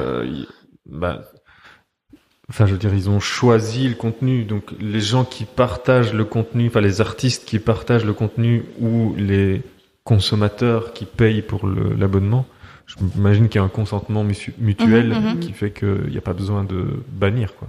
Enfin, ou de censurer. Non, mais par contre, je sais qu'il faudrait explorer un peu plus le sujet, mais je sais qu'il y a eu tout un débat sur OnlyFans parce que, par exemple, des stars comme Bella Thorne s'étaient fait un compte OnlyFans, super, sauf qu'il a eu un succès monstrueux tout de suite et elle a gagné des milliers des cents tout de suite, alors que des entre guillemets vraies travailleuses du sexe ou des nanas qui ne font que ça pour remplir leur frigo, etc., se sont retrouvées complètement mises au banc de la visibilité de OnlyFans à cause de ce genre de... Ouais. Et en même temps, j'ai envie de dire, n'interdisons à personne d'avoir un OnlyFans, mais essayons d'équilibrer un peu plus les inégalités des chances, quoi. C'est ça. Mais finalement, c'est le même problème partout. C'est que ce soit dans la musique ou dans l'art ou quoi, il y a toujours à un moment donné quelqu'un qui prend la lumière et qui, au détriment des autres, quoi. Et quelqu'un qui avait déjà la lumière par ailleurs. Oui, c'est ça. Et qui avait déjà le frigo bien plein. Quoi. Oui, non, mais c'est ça. Mais je veux dire, c'est pareil. Enfin, mais je minimise pas, disant ça. Mais je dis que c'est pareil partout. Tu vas, par exemple, quand Jean-Jacques Goldman est arrivé sur Spotify, tout le monde l'attendait. Premier jour. La comparaison est genre absolument belle attente, Jean-Jacques Goldman. Belle attente sur OnlyFans, Jean-Jacques Goldman sur Spotify. Only sur Amour, Gloire et Chips. En 24 heures, tous ces albums avaient été streamés 10 millions de fois. C'est vrai? Oui. Enfin, j'ai pas les bons chiffres, c'est peut-être pas 10 millions. Ce que je veux dire, anecdote suivante. Il y a pas aussi un truc comme quoi je sais pas si c'est sur Nostalgie ou quoi, il est tellement en haute rotation qu'ils ont même pas les thunes là pour la SACD scam, je sais pas quoi, pour lui payer ses droits d'auteur tellement il passe trop sur la radio. Ah, je sais pas, mais c'est une belle histoire. Je trouve ça super. Mais du coup, on en parle de Jean-Jacques Goldman ou pas? Ben, on est en train de le faire. Parce qu'on a parlé de Britney Spears, on est quand même sur un autre monstre sacré de la culture populaire. Ah, je me réjouis d'écrire dans la description du podcast de qui, enfin, le name dropping Jean-Jacques Goldman, Bella Thorne, Britney et de les taguer. Non, mais Jean-Jacques Goldman, quand même, moi, genre, mes parents, moi, ils m'ont fait écouter ça, genre, à l'insu de mon plein gré, certes, mais genre de dingue, non? Moi, non. Vous, peut-être? Moi, j'ai eu cette chance que non. Beaucoup moins, ouais. Donc, du coup, j'ai une certaine sympathie pour JJG. Moi, c'était plutôt Sheila. Moi, c'était Johnny Hallyday, donc... Ah ouais. Wow. Ouais, bah il en faut pour tous les goûts, hein, de toute façon. Ouais. Mais donc, tout ça pour dire que... Alors, tu sais, moi, je pense qu'on a réussi à parler de Britney Spears et de Jean-Jacques Goldman. On peut arrêter le podcast. Alors, genre, certainement moi, je vais me retirer du game du podcast. Ma mission est accomplie. Bonne nuit. My work is done here. Voilà, merci beaucoup. Non, pas du tout. Non, mais c'est cool. Mais donc, attends, pourquoi on parlait de ça? Oui, parce que c'est ça, il y a eu, à un moment donné, une superstar qui a pris toute la lumière, et donc c'était ça la question. Oui, sur OnlyFans, voilà, on parlait de ça. Et donc, du coup, on a un peu, enfin, on a divergé, divergé, mais on était un peu parti sur une autre facette de ton travail, de ton activité sur le côté les réseaux sociaux, pole dance, tout ça. Et du coup, tu peux peut-être nous en parler. Le hashtag qui est shadowbanné de pole dance. Exactement, du coup. La pole dance, oui, j'ai commencé en 2012. Non, parce que je voulais tester ça, parce que je voulais me remettre au sport et à la danse surtout, et je ne savais pas du tout vers quelle discipline me diriger. En fait, j'hésitais entre la pole dance, la danse contemporaine, la danse des films Bollywood et le roller derby. Rien à voir. Moi, j'ai eu presque la même hésitation. Je suis partie sur le roller derby. Le roller derby, j'avais peur d'avoir trop mal. Alors qu'en fait, la pole dance, ça fait super mal aussi. J'allais dire, alors que la pole dance, ça a l'air d'être une dinguerie. Enfin, c'est là où, c'est ce que tu dis, c'est du sport. Enfin, moi, quand je vois, je connais quelques meufs qui en font, notamment dans le studio que t'as co-créé. Mm-hmm. Et enfin, les bleus, c'est équivalent au roller derby, franchement. Carrément des bleus. Oui, je savais que c'était une pratique sportive super intense, genre gymnastique 4 fois plus, mais des bleus. Ah oui, parce que comme on a la peau nue pour accrocher sur la barre, le seul moyen d'accrocher, c'est de frotter, d'appuyer très fort la peau dessus. En fait, si tu frottes pas ou si tu serres pas assez ta peau, tu tombes. Ok, donc c'est des bleus de compression, quoi, parce que okay. Et donc tu pratiques ça depuis 2012? Depuis 2012, et donc j'ai cofondé une école qui s'appelle la Bruxelles Art and Pole dans le quartier d'Ansart, et j'ai quitté la direction il y a quelques années maintenant parce que c'était pas ma priorité et que je voulais me consacrer avoir plus de temps pour me consacrer à mon métier d'actrice, etc. Mais c'est un petit bébé qui est devenu très grand. On a énormément d'élèves, énormément de profs. Et tu continues à pratiquer là-bas? Je donne des cours toujours là-bas, oui. Et je m'entraîne là-bas de temps en temps. Mais ces derniers temps, je stagne un peu en termes de niveau technique. je me suis arrêtée à un certain niveau, et ça veut pas dire que je peux pas avancer, mais j'ai un peu la flemme et je me concentre plus sur l'amélioration de un aspect de la pole qui s'appelle la pole exotique. Et donc c'est la pole avec les talons de 20 cm et qui est vraiment une toute autre technique. Alors c'est tout aussi sportif, tout aussi intense, même si ça en a pas l'air comme ça. Mais on tient en fait beaucoup plus sur les bras, limite que quand on est en l'air à faire 40 000 figures. Et c'est toute une dynamique différente de comment s'appuyer sur les talons, tourner sur les talons, prendre appui sur les talons et les plateformes pour faire telle ou telle figure, etc. Donc ça me passionne beaucoup.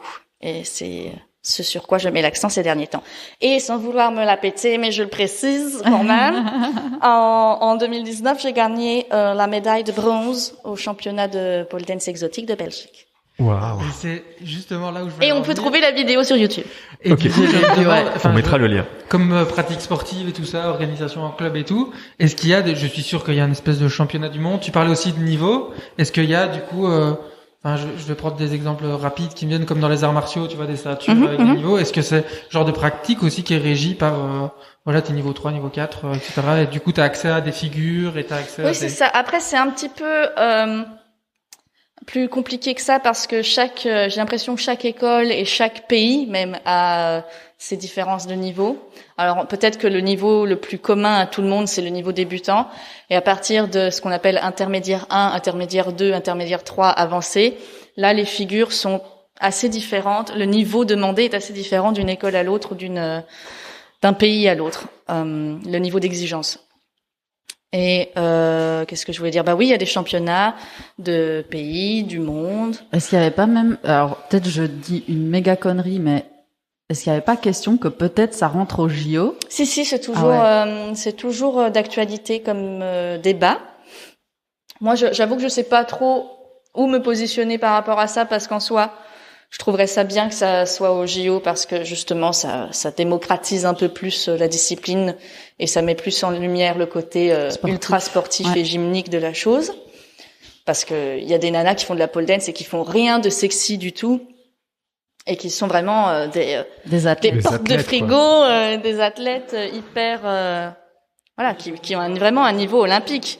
Donc en soi pour ça je suis pour. Et d'un autre côté, j'entends aussi l'argument contraire qui voudrait que je vois pas pourquoi on voudrait à tout prix se débarrasser de l'image sulfureuse de la pole parce que c'est son origine, appelons un chat, et ce serait peut-être un peu nier son origine et nier l'impact positif que cet aspect sexy peut avoir aussi pour les gens qui le pratiquent, que de dire mais non, regardez, on n'est pas des stripteaseuses, on est des athlètes, etc. Enfin, il y a un côté une dichotomie que là je cautionne pas personnellement. Il y a peut-être un troisième côté aussi, et je me demande si on en avait pas parlé aussi avec Mamacita dans l'épisode qu'on a fait, qu'on mettra en lien, qui fait du roller derby avec Maureen, où est-ce que le roller derby n'a pas à un moment failli être aussi une discipline olympique?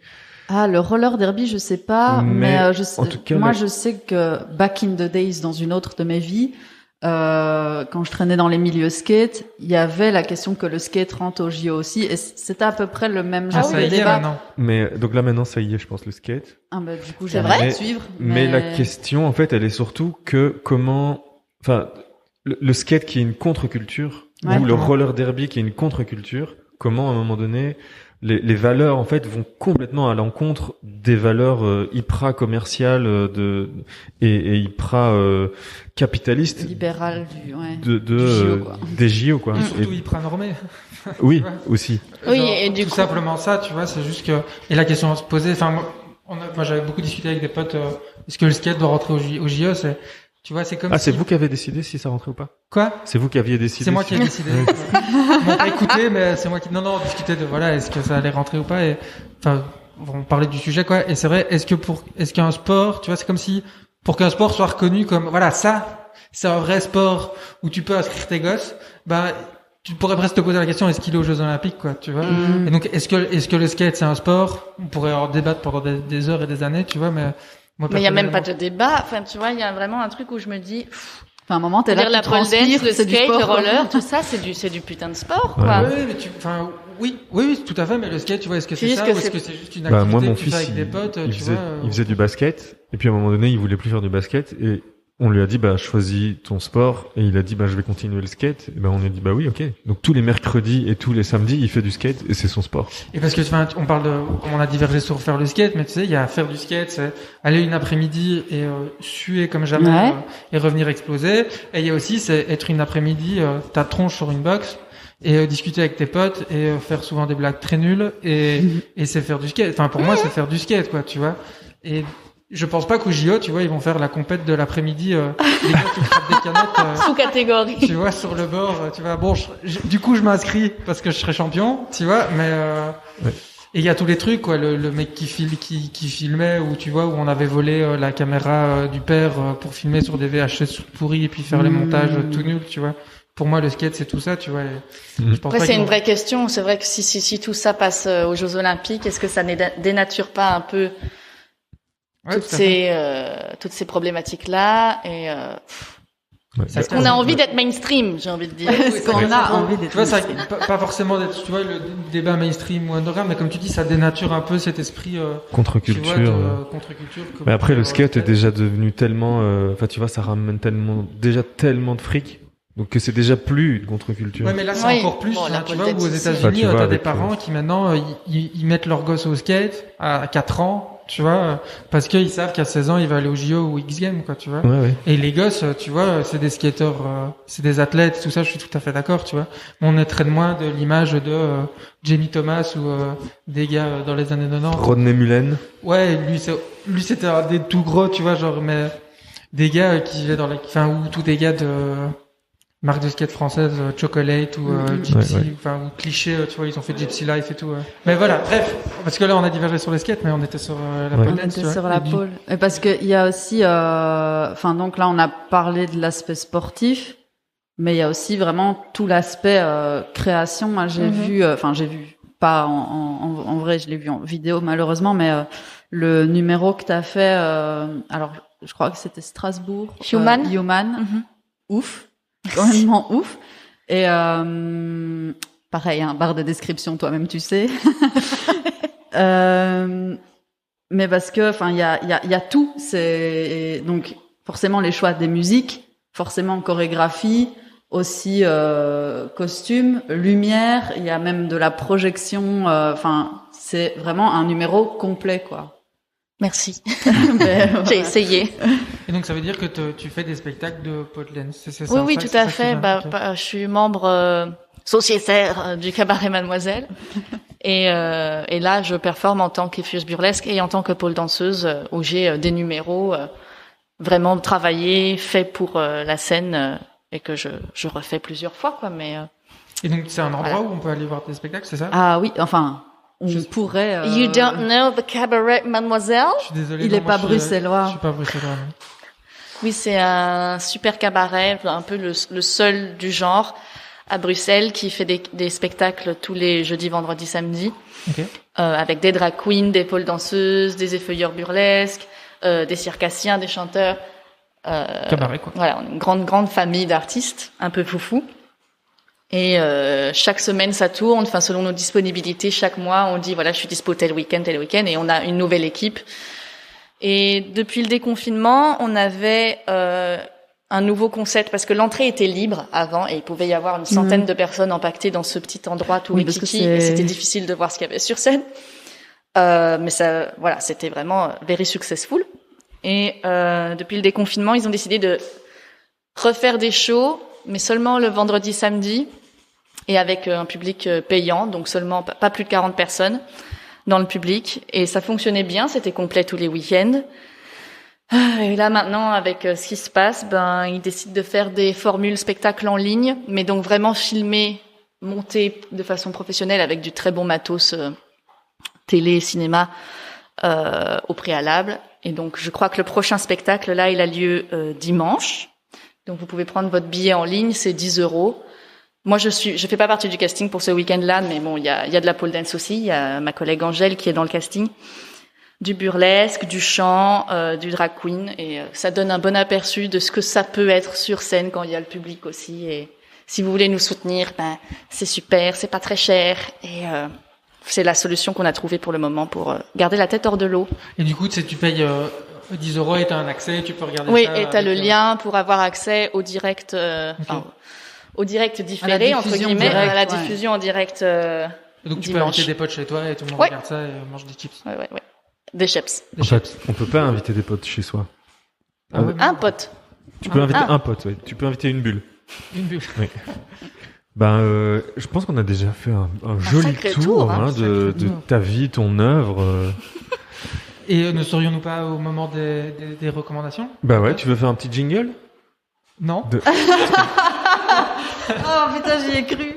J'étais là, suspendu. Non, mais on pourrait travailler sur des jingles. Ouais, c'est vrai. On pourrait travailler, ouais. On pourrait travailler. Non, mais du coup, recommandations culturelles? Qui en a? Moi, j'en ai une. Ouais. Ah bah cool. En termes de bouquins. Ah cool. Dernièrement, j'ai fini Un lieu à soi ou Une chambre à soi. Ça dépend de du titre, Virginia Woolf.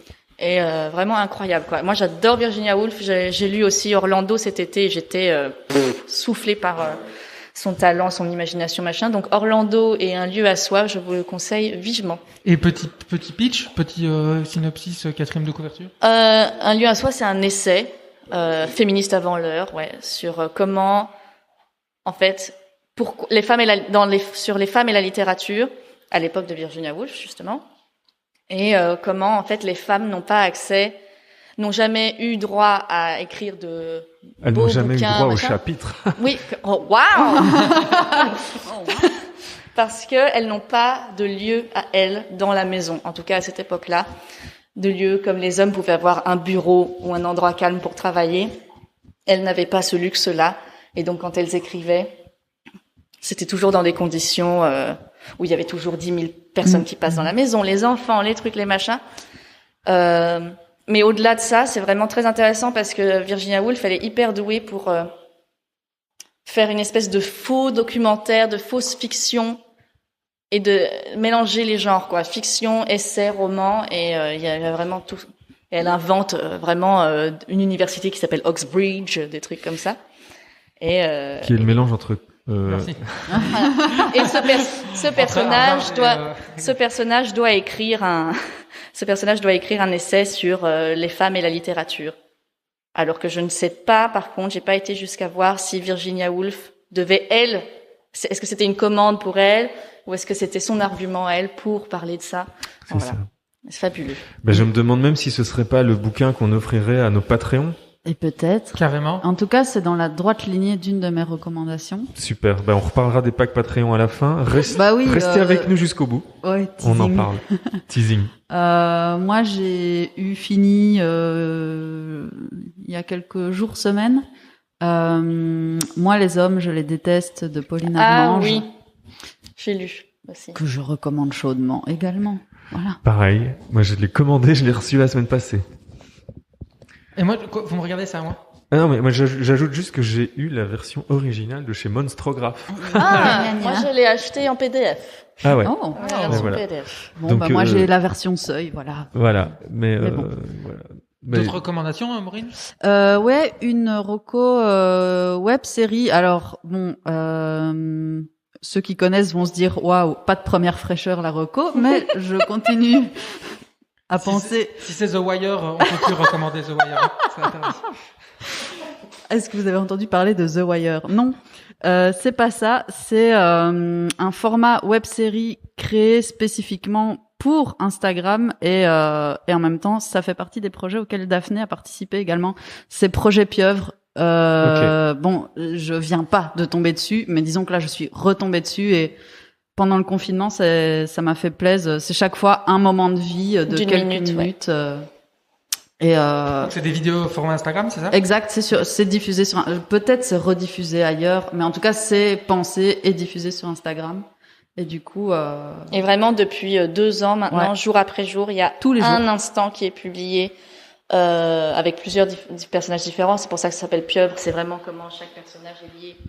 Comment chaque personnage est lié les uns avec les autres. Pardon, j'avais libéré le micro pour faire la pieuvre avec mes bras, mais forcément on ne m'entend plus. Mais tu fais très bien la pieuvre.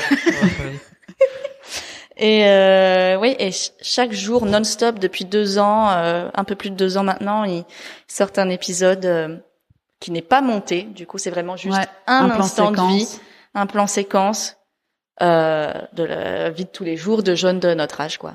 Ok. Trop bien. Cool. Enfin, de notre âge à nous, pas de ta mère. Pas de mon, pas de Puisqu'on mon le âge. rappelle, il a 65 ans. C'est ça, pas de mon âge. Désolé, hein. Ouais. On On peut faire des blagues, bien sûr on qu'on peut faire des blagues. Damien, Reco? Oh ben moi j'ai 65 ans donc un bon vieux Colombo. Non, moi j'ai pas. Les chiens de Baskerville? C'était bien? Oui, c'était bien. Agatha Christie. Non. Au top? Non, vas-y. Et toi, t'as une recommandation? Oui. Bah, le livre que j'ai lu ce week-end. Bah oui. C'est une reco qu'on a déjà fait, mais je la re-reco. Parce que tu l'avais pas lu quand on l'avait fait la première fois. Exactement. C'est C'est Thomas. le livre que Thomas a conseillé qui s'appelle Le Moine de Mocha. C'est super. Thomas qui l'a recommandé dans l'épisode précédent de Exact. Amour, Gloire et Chips. Exactement. Et donc je l'ai lu, je l'ai tué en un jour. C'est super. C'est juste ça à dire. Allez réécouter l'épisode de Thomas qui est tout aussi super. Ouais. Et voilà, donc achetez-le et lisez-le parce que si vous aimez bien le café, ce sera super. Si vous aimez pas le café, ce sera super. Et du coup, moi, je vais aller au Yémen maintenant. Mais genre vraiment. Quoi. Ce sera super. Ce sera super. Donc il y a ça, c'est une re-reco. Et sinon, j'en aurais 2, mais qui sont plus de l'ordre de trucs à regarder avec ses yeux. Il y a un documentaire que j'ai été voir, du coup, quand les cinémas étaient encore ouverts. C'est un pays qui se tient sage. Ah oui. C'est un documentaire vraiment hyper bien sur les actes de violence policière durant les manifestations en France, principalement Gilets jaunes, mais aussi d'autres. Au début, c'est comme ça que je pensais. Enfin, je croyais que ça allait être un documentaire exclusivement sur ça, mais ça prend un regard très très haut, très mis en perspective sur tout ça. Et la mise en scène, en image est super sobre. Et c'est chaque fois 2 personnes qui discutent et qui sont contre-projetées sur eux des images qu'on a vues sur les réseaux sociaux pendant toutes ces manifestations, qu'on a vues sur nos petits écrans et qui du coup là on voit sur un écran de cinéma. Et donc du coup c'est pas très. Enfin, il faut les voir, il faut pas les voir, je sais pas, mais ça prend toute une autre dimension. Et ça parle beaucoup de violence, de légitimité de la violence, de qu'est-ce que c'est la violence institutionnelle. Et moi, je ne l'ai pas du tout compris ou je l'ai pas du tout ressenti comme une charge contre la police et le corps policier, pas du tout. Mais c'est plus justement une espèce de mise en perspective de qu'est-ce que c'est, comment cette violence est induite, qu'est-ce qu'elle apporte, comment on fait un débat sur la démocratie, l'apparition de ces gens qui peuvent filmer, est-ce que ça a toujours eu lieu ou est-ce que c'est juste maintenant, est-ce que tout ça. Et il y a aussi bien des gens, je crois qu'il y a le général de la gendarmerie française qui vient parler. Il y a un policier, il y a des journalistes, il y a des gens qui ont perdu un membre de leur corps pendant une des manifestations. Il y a plein de choses. On ressort, je vous avoue que j'étais pas le mec le plus heureux du monde, mais on y apprend plein de choses et c'est super intéressant. Donc je pense qu'il faut vraiment le voir. Voilà. D'accord. Voilà, c'est pas la recommandation la plus fun de la planète, mais Non, mais c'est bien pour terminer, super. Et donc du coup, truc un peu plus fun, recommandation, c'est une série sur Netflix qui est sortie, je crois, début de ce mois-ci ou quoi, qui est une mini-série de 6 ou 7 épisodes, qui s'appelle Le Jeu de la Dame. Ah oui, The moi j'ai Queen regardé Gambit. 2 épisodes hier. Ouais, voilà, super série sur fictionnelle, hein, mais sur les échecs. Et sur une dame qui se met à jouer aux échecs. Ok. Voilà, ça n'a pas forcément plus d'ambition que ça, mais c'est super bien fait, c'est plutôt très intelligent pour ceux qui aiment bien jouer aux échecs. Je crois que c'est pas trop loin de la vérité. C'est pas un truc documentaire ou en tout cas biographique comme il y a eu Le Prodige avec Tobey Maguire il y a quelques années qui retraçait un peu la vie de Fisher et le fameux match du siècle Spassky Fisher, qui est aussi un studio de graphisme. Oui. Voilà, mais c'est vraiment bien. Et l'actrice est genre phénoménale. Ouais. C'est une actrice que j'aime beaucoup, moi, que j'avais vu dans un film que j'adore, qui est le film d'horreur le plus cool du monde, qui s'appelle The Witch. Et elle y joue le rôle titre. Et je pense que c'est une actrice dont on entendra parler encore très très longtemps parce qu'elle est super impressionnante. Donc voilà, Okay. Si vous avez Netflix, regardez-le. Si vous n'avez pas Netflix, trouvez quelqu'un qui a un code qui vous donne pour que vous le regardez parce que c'est vraiment bien. Ouais, et C'est même chouette à si on regarder, n'est pas intéressé par les échecs, ça reste une super série. Hein. Tout à fait. Et ça permet moi, ça m'a donné envie de jouer aux échecs. Après, j'ai toujours eu envie de jouer aux échecs. Mais moi aussi, Moi, j'ai j'y comprends toujours rien. eu envie de jouer aux échecs. J'ai failli d'ailleurs, c'était quoi la semaine passée, je crois, acheter une application en ligne pour pouvoir apprendre les Mais il échecs. y en a une gratuite, il y a chess.com. Et allez, c'est bon, si vous gratuit. voulez, je vous apprends. Ok, Mais, d'accord. non, c'est super. Et moi, ce que j'adore dans les échecs, comme ça, on finira et puis machin, c'est les pendules. Je trouve ça trop bien. Le quoi quoi Les pendules, ils jouent Ah ouais, oui, quand d'accord, tu tapes Tu pour le tapes, temps. ouais. Voilà. Mais oui, mais non, moi, non, c'est pas, j'ai pas du tout de recommandations parce que moi, pour le moment, je lis que des vieux trucs qui sont pas intéressants. Les chiens de Parce passion. Parce que t'as 65. Parce que j'ai 65 ans. Donc non, on va juste rappeler tes recommandations à toi, qui étaient aussi les 2 documentaires dont Ah on a oui. parlé tout à l'heure. Il faut pas C'est les vrai. oublier. Hein, donc, Rien à voir avec ton documentaire, mais Et donc, du coup, regardez Un pays qui se tient Ça. sage, et puis regardez celui sur Britney. Voilà. sur Britney et sur Paris Hilton. Ok. Voilà. Super. Comme ça, tu remontes un peu dans le up avec la joie. Enfin, je sais pas si celui de Paris. sont pas très joyeux, non, c'est des tu remontes pas de ouf dans la joie, hein, Non, quand On a même. pas un mais- documentaire joyeux. Un documentaire joyeux. Bon, bah, et pour la prochaine fois, on essaye de trouver. Si, j'en ai un super joyeux. C'est The Best Movie I Ever Sold. C'est un film de Murdoch. C'est celui qui avait fait Super Size Me. Vous vous Ouais. souvenez de ce truc? Ok. Et il a fait un documentaire sur le placement de produits.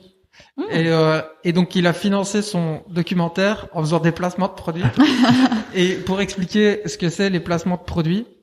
Et genre du coup c'est hyper drôle parce qu'il explique à quel point à certains moments certaines marques veulent que la voiture soit mise comme ça et donc ont un effet sur le scénario.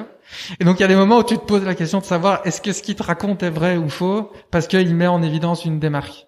Donc c'est super bien fait, c'est Ok. super rigolo. D'accord. Et voilà, donc regardez-le. Eh ben, on le regardera. Splendide.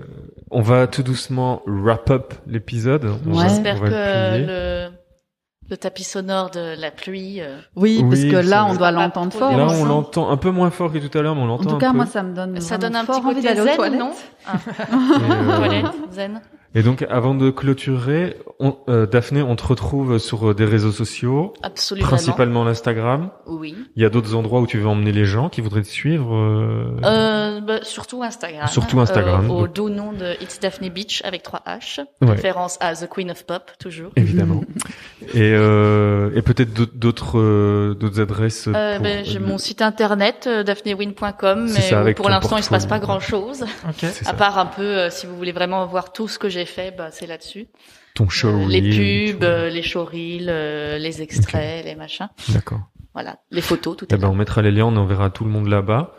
Nous, on clôture en disant qu'on a déjà merci à tout le monde d'avoir Merci écouté. à vous. Oh, et puis surtout, pardon, je pense, on clôture l'année, en fait, avec Daphné, là. Effectivement, c'est le dernier épisode de 2020.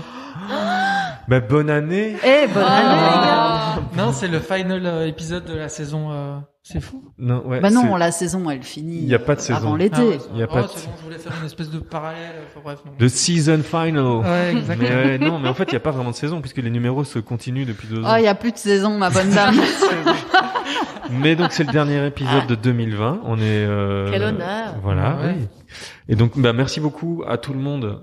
Merci à toi, Daphné, de nous avoir Tout le plaisir était pour moi. prêté c'était du super. temps. Et alors, merci à tout le monde de nous avoir écoutés là de l'autre côté de votre podcast. On vous rappelle que on a un Patreon si vous voulez nous supporter le podcast. Si vous voulez nous Contenu supporter. exclusif avec des nudes. Ouais. Ah, on sait pas, Ouh, peut-être. peut-être dans la boîte. Peut-être dans Vous la savez. boîte. Vous Parce- voulez des nudes d'un homme de 65 ans? Non, pardon. Oui, bah si, moi je peux. Hein. Toi, tu- Franchement, ouais, on ouais. met des nudes de Damien dans la boîte de décembre. Là, on explose le Patreon. Non, et donc, mais non, mais justement, il y a des boîtes, il y a des packs. On en a déjà parlé quelques fois. On a un pack avec une des recommandations qui est envoyée en vrai par la poste. Et donc là, C'est pas vrai. Si. pour les gens qui s'abonnent en décembre, à partir de décembre, Donc vous enverrez le livre. on enverra une chambre à soie de Virginia Woolf. Exactement. Directement dans ta boîte aux lettres. Magnifique. Et ça veut avec un nude de Damien en guise de marque-page. Ah, peut-être. Peut-être. Ouais, pour le pack à 65 €, puisque j'ai 65 ans. Ouais. Et voilà. Et voilà. Eh ben, c'est C'était super. le running gag. Ouais, mais on va le garder. Hein. Oui. On le garde. Oui. Et à chaque épisode, j'ai un an de plus ou pas? Non, t'auras Non. toujours 65 ans. Très bien. Moi, ça me va. Figé. Super. Eh ben, merci beaucoup. Merci tout le monde. Merci à tous. Je vous fais des gros bisous. Salut, Bisous, merci. à plus. Bisous. Ouais.